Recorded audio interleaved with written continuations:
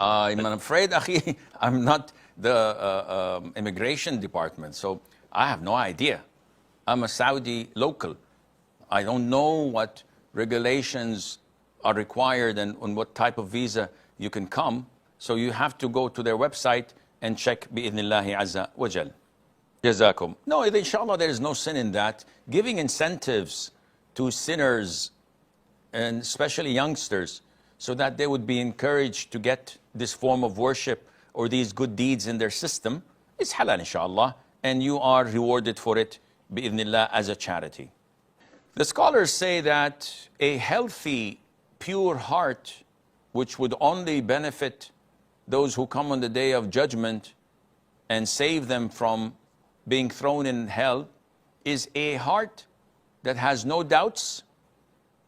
It is a heart that has no desires and lustful things, and it is a heart that has no shirk in it.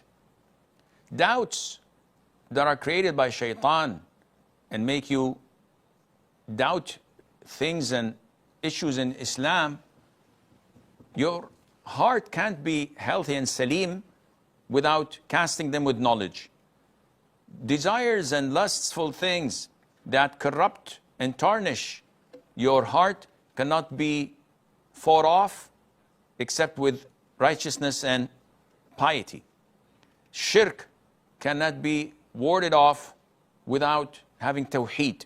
So you have to work on these things, and inshallah you'll have a healthy heart. No, Thank you, Sheikh. Barakallah fi. This is not allowed because it will open the door for you to think that the word Allah is Allah, and it would open the door for whispers of shaitan to corrupt and pollute your thinking as it's happening now. Don't look at it. Don't focus on it. Don't imagine Allah. Allah is not talking to you. These are all whispers from shaitan. Later on, you're going to say that you've heard Allah's voice in your head and Allah is ordering you to do this and that, and all of this is bogus.